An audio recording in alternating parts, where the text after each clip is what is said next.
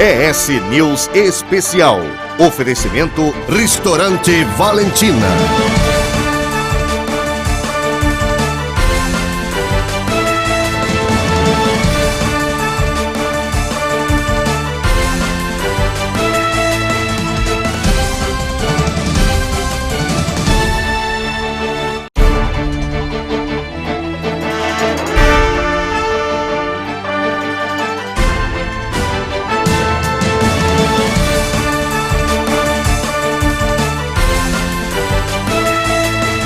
Agora, no ES News Especial. Muito bem, a nossa entrevista especial de hoje é com Givaldo Vieira, atual vice-governador. Nós vamos conversar com ele nesse bloco a respeito da sua trajetória política até agora e depois, no bloco seguinte, a respeito do futuro, né? Não que ele tenha uma bola de cristal, mas ele é um deputado federal eleito, vai falar dos planos como deputado federal, como ele pretende conduzir o mandato.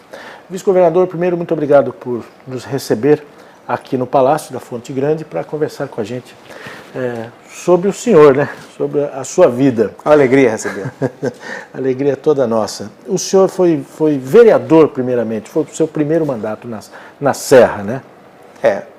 Eu tinha uma forte atuação na Igreja Católica, principalmente na organização da juventude.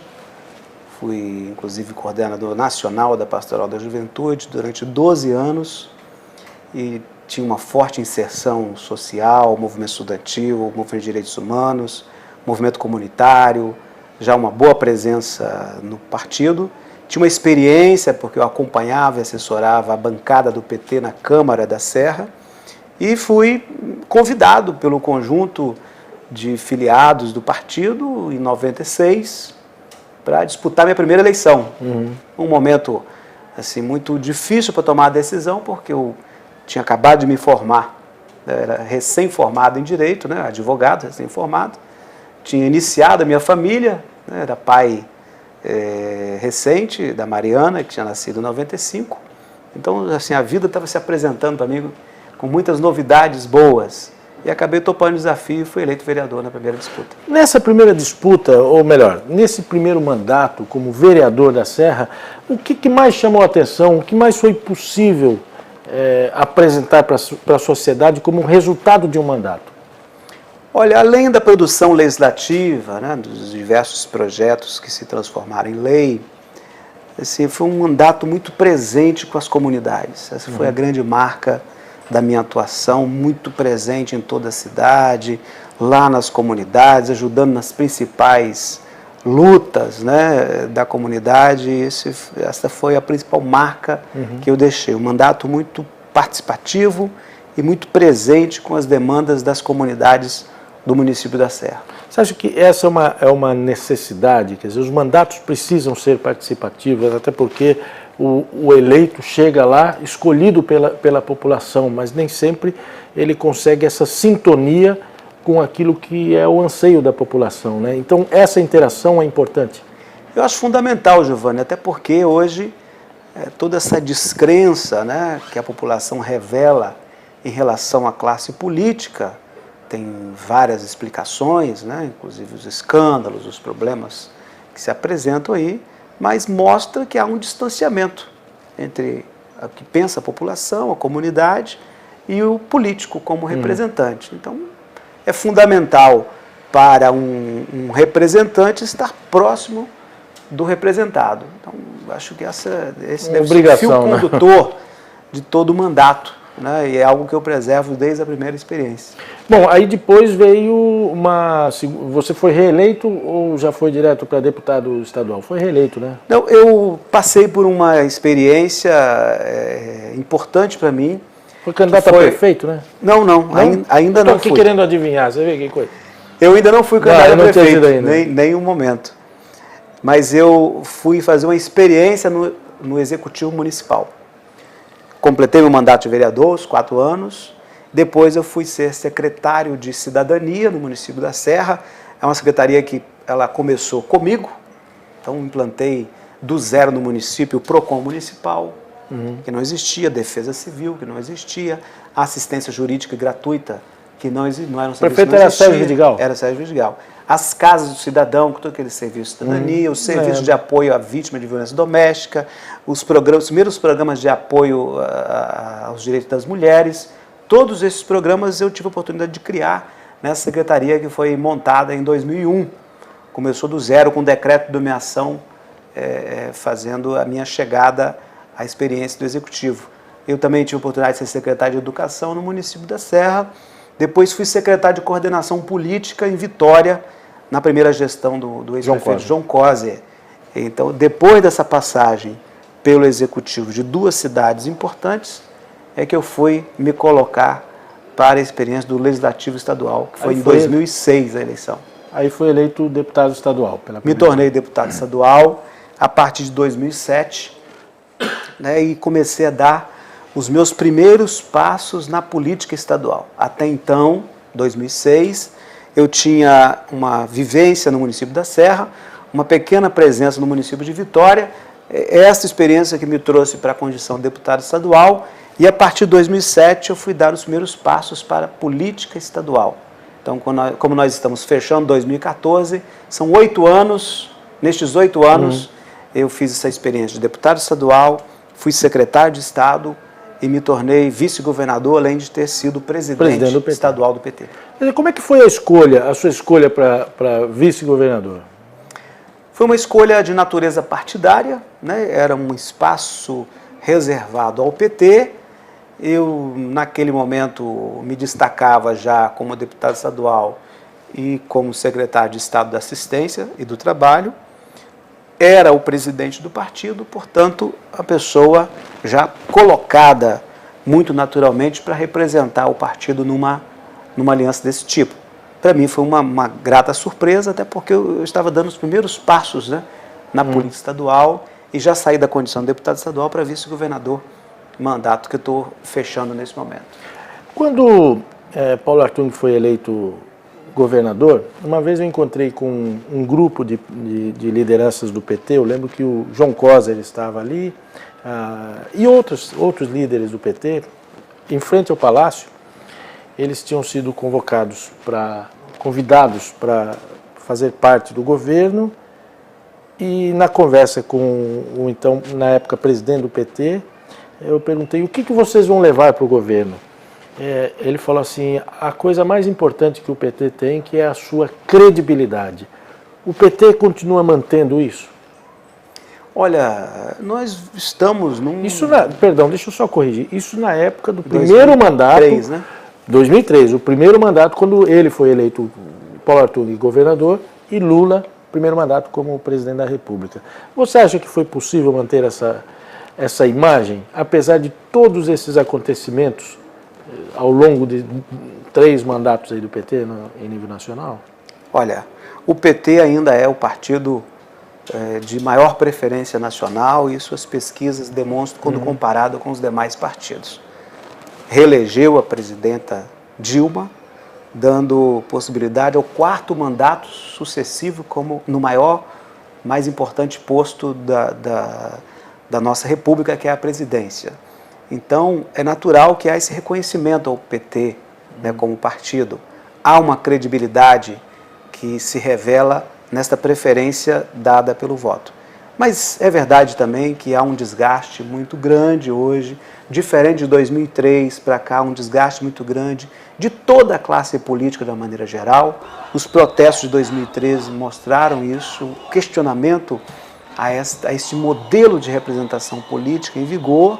Naturalmente também o PT passa por desgastes, né, que fazem com que o partido tenha que reavaliar sempre, né, a sua atuação, o seu alinhamento, para que esta credibilidade seja preservada. Eu acho que é uma grande credibilidade, mas há também um momento em que todos os partidos são fortemente questionados. O PT, como o partido que dirige a nação, não tem como fugir a esses questionamentos. Quer dizer, a reeleição da presidente Dilma seria a prova de que a população não mistura as coisas, ou seja, ela reconhece o PT como o partido que deve conduzir os destinos da nação, mas também aponta problemas que ocorreram durante os governos. Você concorda com isso? Nós temos um mandato, né, partidário de longo prazo. O PT vai caminhar para o seu 4º mandato, né? Então, todo o projeto de longo prazo ele tem um desgaste natural pela decorrência do tempo, né? Mas isto mostra que o PT tem grande força eleitoral, né, e grande reconhecimento, senão não seria aprovado pelas urnas.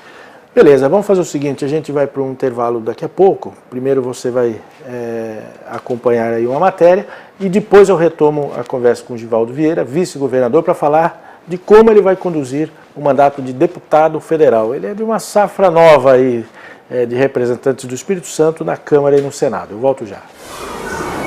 A semana começou mais difícil para 700 mil pessoas que usam o sistema de transporte público na Grande Vitória, o Transcol. Motoristas cruzaram os braços numa greve que durou um dia. Apesar da volta ao trabalho, o acordo com as empresas ainda não foi fechado.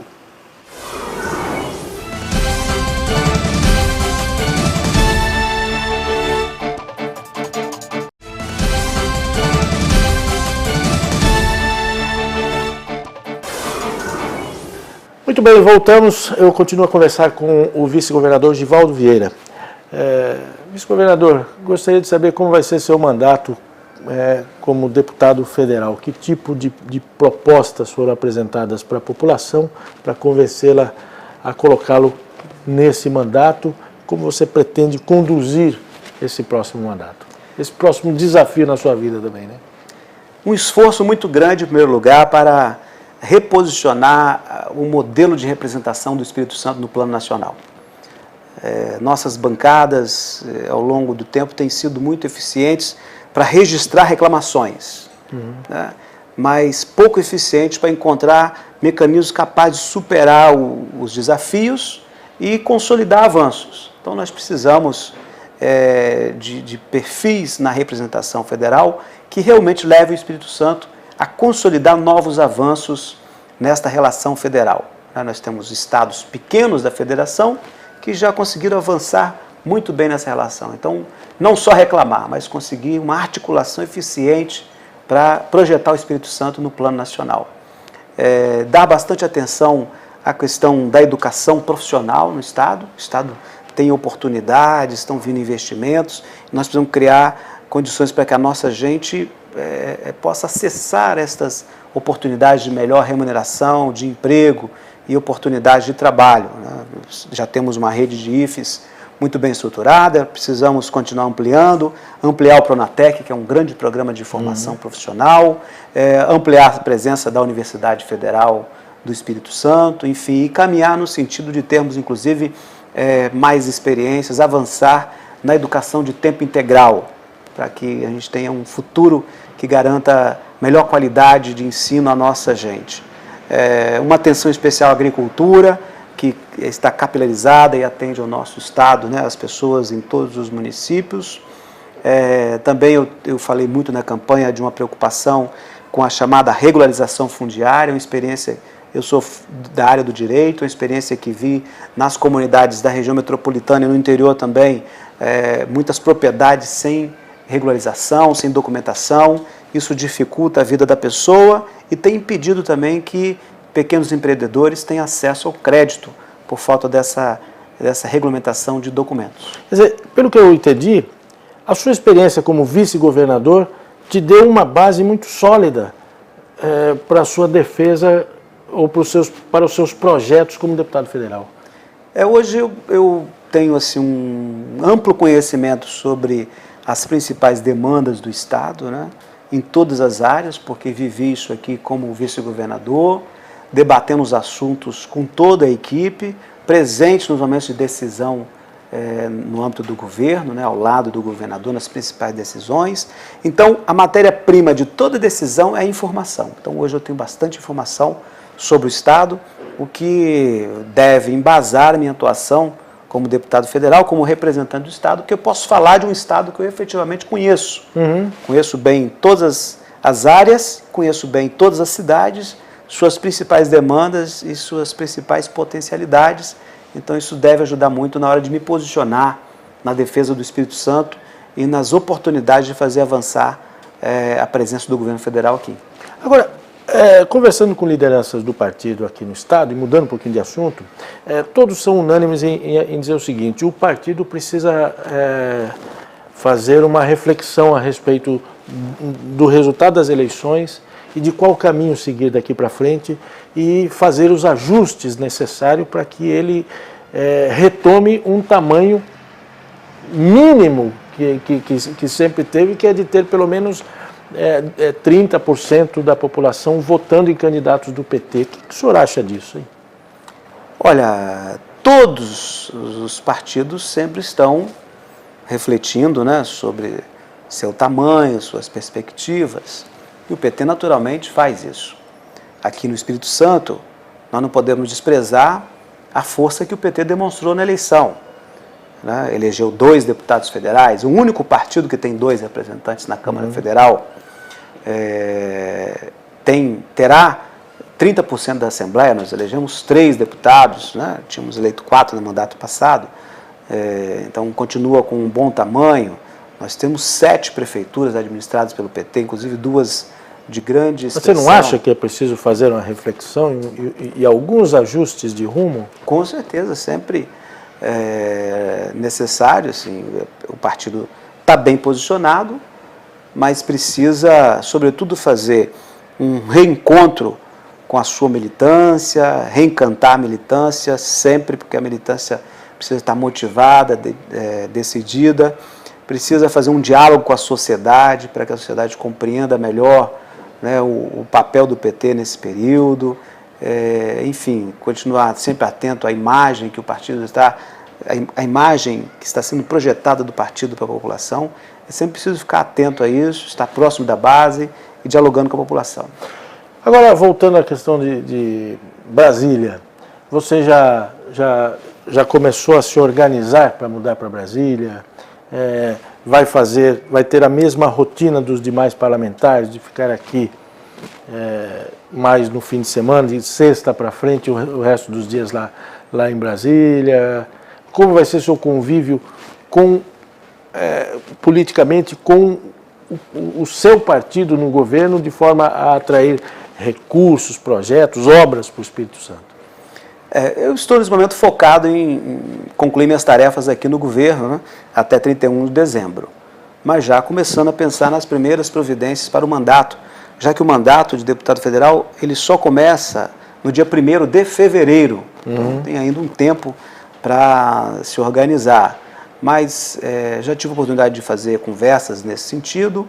Não tem como deixar de ter uma agenda lá e cá, né? Então aquele movimento do início da semana até quinta-feira em Brasília, né? Um pedaço de quinta e o fim de semana aqui, presente nas bases, nos principais momentos do Espírito Santo, porque a gente não pode perder essa presença. E atuar nessa interlocução que falei no início da nossa entrevista, no sentido de colaborar com o Espírito Santo para melhorar cada vez mais a interlocução do nosso Estado com o plano federal. O que você acha da ideia de participar do governo Artung? Esse é um debate que deve começar agora no PT, né? Nós estamos concluindo um governo do qual fazemos parte, né, como vice-governador, base na Assembleia e presença no governo. Disputamos a eleição com um candidato distinto, portanto, é uma decisão que pode ser feita pelo partido, mas merece muita reflexão para que o PT faça a decisão mais coerente e que contribua para o seu desenvolvimento institucional e político, mas também que possa ajudar o Espírito Santo. Eu ainda quero ouvir internamente as opiniões diversas para ir formando uma opinião pessoal sobre esse assunto. Ok. Muito obrigado pela entrevista. Sucesso no seu novo mandato. Obrigado, Giovanni. Bom, a gente semana que vem volta com outra entrevista especial aqui. Um abraço a você. O governador Renato Casagrande convoca coletiva para esclarecer dúvidas sobre as contas do governo. Diante das críticas do governador eleito Paulo Artung e do coordenador da equipe de transição, o economista Haroldo Rocha, que na reunião de Artung com os prefeitos fez um relato sobre a situação das finanças do Estado, A gota d'água foi a rejeição das contas pela Comissão de Finanças da Assembleia Legislativa. Casagrande reagiu, disse que considera esse gesto uma agressão. É um ato político, porque minhas contas de 2013 elas foram aprovadas sem ressalvas pelo Tribunal de Contas, pelo Pleno do Tribunal de Contas, conselheiros, pela área técnica do Tribunal de Contas, pelo Ministério Público de Contas. Então não tem nenhum argumento técnico que pudesse levar a uma decisão contrária àquilo que o Tribunal de Contas decidiu tecnicamente pela aprovação das minhas contas. Então, só compreendo que é uma tentativa de me atingir politicamente, de me desconstruir politicamente. Na verdade, uma tentativa de cassação política dos meus direitos políticos e que precisa ser veementemente condenado e, ao mesmo tempo, a certeza de que a maioria da Assembleia vai tomar uma decisão justa e acompanhar aquilo que o Tribunal de Contas fez com tanta competência. Prefeitos capixabas fazem avaliação da pauta municipalista em 2014. Reunidos em Vitória, eles decidiram reforçar algumas reivindicações entregues ao governador eleito, dando destaque aos repasses fundo a fundo previstos em lei. O balanço das atividades foi considerado positivo em função do apoio que a Amunis, que é a Associação dos Municípios, tem conseguido através de parcerias com a Universidade Federal e outras instituições, o que permite a elaboração de projetos em áreas como gestão de resíduos sólidos, saneamento básico, educação e mobilidade urbana. A queda da arrecadação é um dos desafios dos prefeitos para 2015. Hoje os municípios estão sendo muito sacrificados no que se refere no seu equilíbrio financeiro. Hoje estão se dando muita responsabilidade aos municípios e não está se mostrando a origem do recurso. Então a gente tem percebido que cada dia mais a corda está apertando para os municípios e 2014 não foi diferente.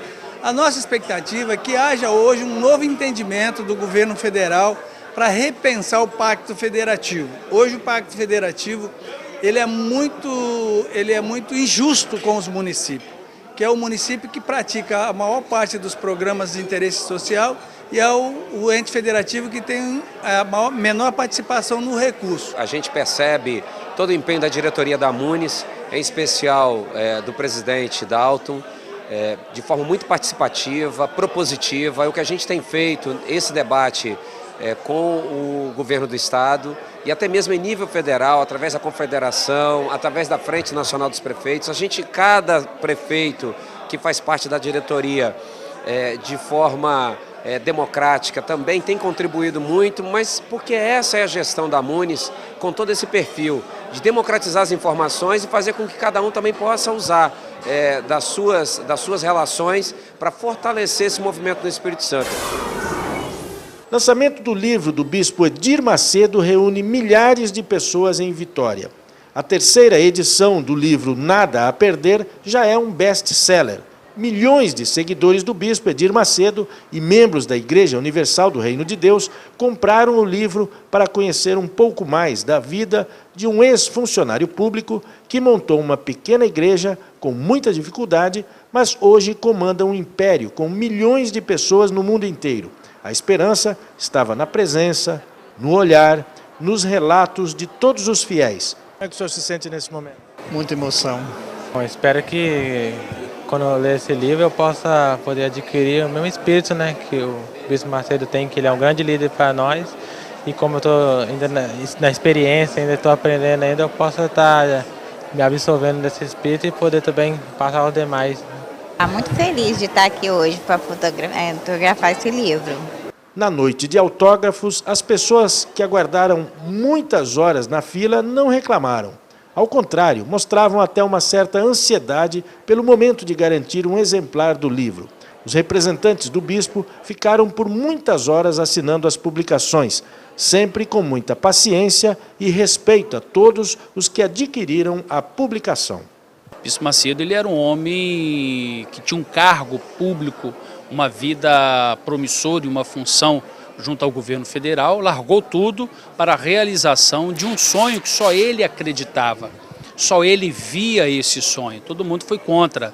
Então esse livro traz a história do bispo de um coreto com 12 pessoas, a construção do Templo de Salomão.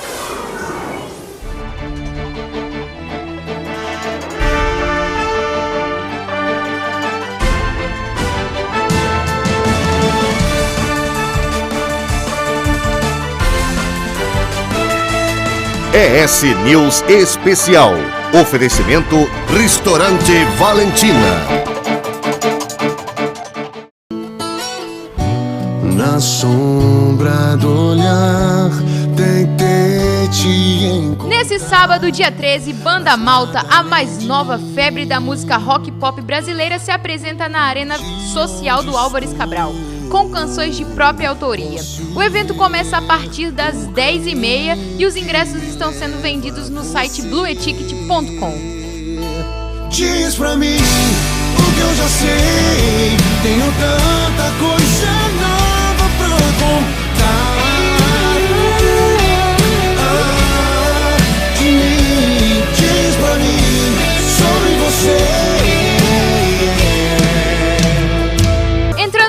Do carnaval, a banda Casuarina faz show na quadra da MUG, sábado dia 13, a partir das 8 horas da noite. E para dar continuidade à festa, a bateria Pura Ousadia da MUG também se apresenta. Os ingressos estão sendo vendidos nas lojas Jaqueline Joias, Bar do Ceará, quadra da MUG e no site Blueticket. É papel que não preciso, não.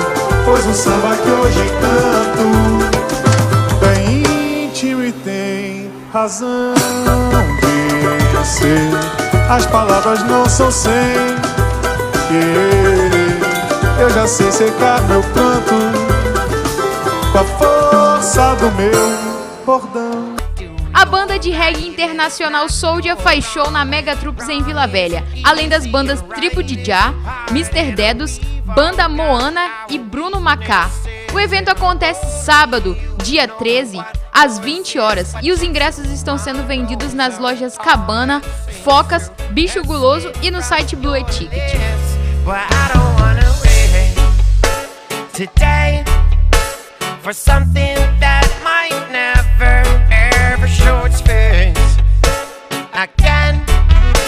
I promise that I've heard too much already.